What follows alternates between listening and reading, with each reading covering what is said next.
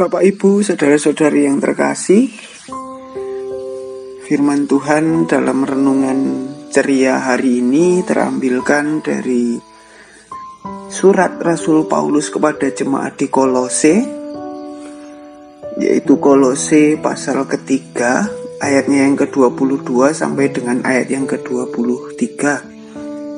Saya akan bacakan untuk kita semua, demikian sabda Tuhan. Hai hamba-hamba, taatilah Tuanmu yang di dunia ini dalam segala hal. Jangan hanya di hadapan mereka saja untuk menyenangkan mereka, melainkan dengan tulus hati karena takut akan Tuhan. Apapun juga yang kamu perbuat, perbuatlah dengan segenap hatimu seperti untuk Tuhan dan bukan untuk manusia. Amin. Demikianlah sabda Tuhan. Tentunya yang berbahagia adalah setiap kita yang mau membaca, yang mau mendengarkan, yang mau merenungkan, juga mau melakukan firman Tuhan dalam kehidupan kita hari lepas hari. Bapak Ibu, saya punya sebuah cerita begini. Di sebuah pedesaan ada seorang peternak yang memelihara seekor kuda dan seekor kambing. Suatu ketika kuda terkena penyakit yang lumayan parah. Karena sang peternak sangat sayang terhadap kuda itu, maka sang peternak pun memanggil dokter hewan untuk mengobati kuda peliharaannya tersebut. Setelah diperiksa, setelah dicek kesehatannya, ternyata si kuda mengalami penyakit yang sangat menular dan sangat berbahaya. Oleh sebab itu, dokter pun mengatakan bahwa kuda itu harus segera diobati dan saya punya obatnya, tetapi itu harus diberikan selama 3 hari berturut-turut dan tidak boleh terjeda. Jika obat itu terjeda, maka penyakit itu akan begitu cepat menggerogoti kuda tersebut, dan hingga pada akhirnya mau tidak mau, jika kuda itu tidak sembuh, maka kuda itu harus dibunuh karena cukup membahayakan bagi hewan-hewan yang lain. Nah, Bapak Ibu, saudara-saudari yang terkasih, pada saat terjadi percakapan antara dokter dan peternak itu, ternyata seekor kambing itu juga mendengar percakapan antara dokter dan peternak itu. Hingga pada akhirnya kambing pun mendekati kuda dengan berkata kepada kuda, "Kuatkanlah dirimu temanku, semangatlah dan bangkitlah, atau mereka akan membunuhmu." Lalu hari pertama peternak itu memberikan obat kepada kuda, lalu dia pergi begitu saja dan kembali. Si kambing menyemangati si kuda demikian, "Ayolah sahabatku, semangatlah dan bangkitlah, agar dirimu tetap hidup dan tetap bermain-main denganku di kandang ini." Hari kedua pun tiba, dan sama juga seperti yang dilakukan oleh peternak dan si kambing, di mana peternak itu hanya memberikan obat saja kepada kudanya lalu pergi, dan si kambing pun di hari yang kedua ini tetap menyemangati si kuda. Dan pada hari yang ketiga sama juga, di mana sang peternak hanya memberikan obat lalu pergi, dan si kambing yang tidak henti-hentinya menyemangati si kuda sahabatnya itu dengan sebuah percakapan, "Dengar ya sahabatku, ayo ikuti aba-abaku ya. Ini sudah hari ketiga. Jika kamu tidak sembuh pada hari ini, maka kamu akan dibunuh dan saya tidak akan ada lagi teman di sini. Ayo sekarang ikuti aba-abaku. Sekarang bangunlah atau selamanya kamu tidak akan bangun lagi. Ya, coba bangun. Ya begitu, pelan-pelan kau pasti bisa bangkit. Ayo, 1, 2, 3. Ya, terus. Ya, hop. Coba sekarang gerakkan kakimu pelan-pelan. Lalu coba gerakkan kakimu dan berjalanlah pelan-pelan. Setelah itu coba kamu lari pelan-pelan. Dan si kuda pun mendengarkan apa yang diinstruksikan oleh si kambing. Dengan mendengarkan apa-apa dari si kambing sahabatnya itu, setelah itu kuda pun mulai bisa berjalan, mulai bisa berlari pelan, mulai bisa berlari. Sama seperti kuda yang juga mengikuti apa yang diinstruksikan kambing, di mana kuda juga bisa berlari pelan, bisa jalan-jalan, bisa berlari-larian, dan bisa sembuh. Saat kuda sedang berlari, sang peternak pun mendengar derap lari si kuda dan melihat ke kandang. Dan apa yang terjadi?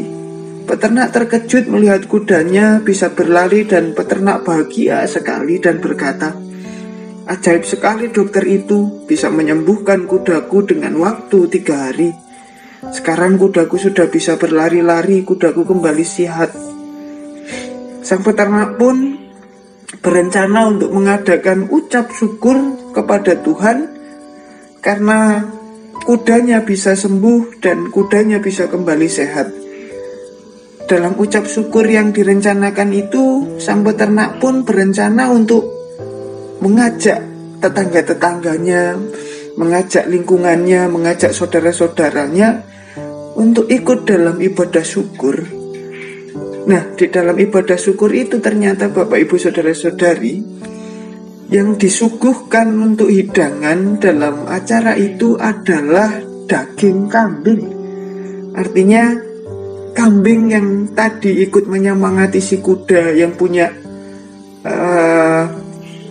punya andil dalam kesembuhan si kuda, yaitu dalam memberikan semangat dan melatih kuda dalam berjalan, justru disembelih untuk acara ucap syukur kesembuhan kuda itu. Nah, Bapak Ibu Saudara-saudara yang terkasih, meskipun kuda sudah sembuh dan si kambing memiliki andil, ternyata itu tidak cukup untuk menyelamatkan kambing, di mana kambing justru menjadi korban, yaitu sebagai santapan, sebagai hidangan yang disuguhkan untuk para tamu undangan. Nah, Bapak Ibu Saudara-saudari yang terkasih, terkadang kejadian seperti cerita ini juga terjadi di tengah kehidupan dalam kita bergereja, yaitu dalam kehidupan berpelayanan. Terlebih khusus bagi kita, bagi jemaat, bagi para pemimpin jemaat, baik itu mulai dari majelis pimpinan jemaat, mulai dari majelis pimpinan klasis, dan bahkan sampai ke ranah majelis pimpinan sinode. Terkadang ketika para pemimpin gerejawi ini tidak maksimal dalam melakukan tugas dan tanggung jawabnya, justru seringkali mendapatkan protes dari jemaat. Bahkan dengan begitu mudahnya jemaat memprotes setiap majelis pekerja jemaat, majelis pekerja sinode, tanpa melihat kontribusi, tanpa melihat apa yang sudah dilakukan, apa yang sudah berhasil dia lakukan. Bahkan itu nyaris tidak terlihat. Yang terlihat hanya sebuah kesalahannya saja, tercapai atau tidaknya saja.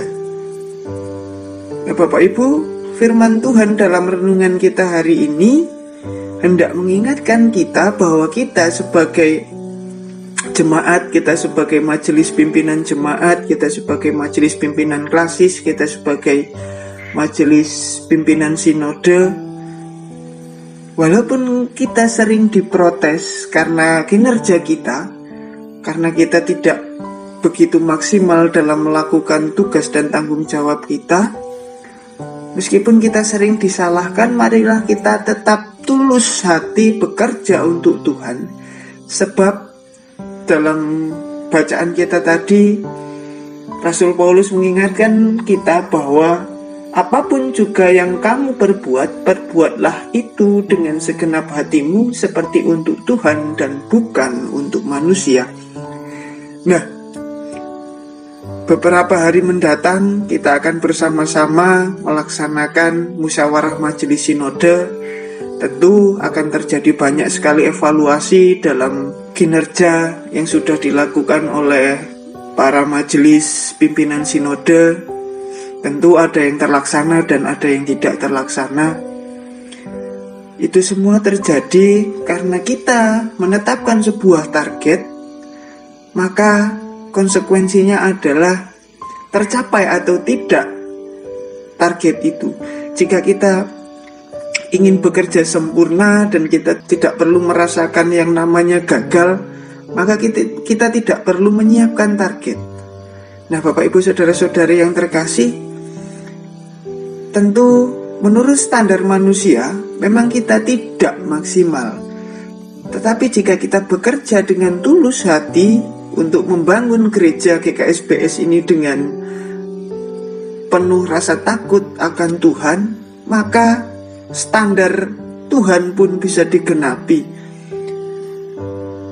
Kita harus ingat tentang Nabi Nuh yang membuat bahtera, walaupun amatiran tapi menyelamatkan banyak spesies. Sedangkan tenaga profesional yang menciptakan kapal Titanic justru membunuh semua penumpangnya. Bapak Ibu saudara-saudari yang terkasih, pelajaran yang boleh kita petik pada renungan ini adalah kita melakukan apa yang bisa kita lakukan. Tentu di mata manusia banyak sekali kekurangan yang nampak pada diri kita. Tetapi jika kita melakukannya dengan usaha yang tulus, dengan usaha yang benar-benar nyata, maka Tuhan pun akan mempertimbangkan kerja kita. Tuhan pun akan mencukupkan, Tuhan pun akan memampukan kita dalam kita melakukan tugas-tugas dan tanggung jawab kita, baik itu di MPJ maupun di MPK, bahkan di MPS sekalipun. Oleh sebab itu Bapak Ibu, mari bersama-sama kita tetap senantiasa bekerja, tetap senantiasa melakukan kegiatan kita, melakukan pekerjaan kita semata-mata hanya untuk Tuhan. Dan kiranya melalui renungan ini kita bisa menjadi pelayan, bahkan kita bisa menjadi kawan sekerja Allah untuk menghadirkan damai sejahtera Allah di muka bumi ini. Selamat menyongsong musyawarah majelis sinode. Biarkan setiap kegelisahan kita pada saat ini boleh diselesaikan hingga pada saat waktunya tiba nanti, dan biarkan itu semua berjalan dan sesuai dengan kehendak Tuhan. Tuhan memberkati. Amin.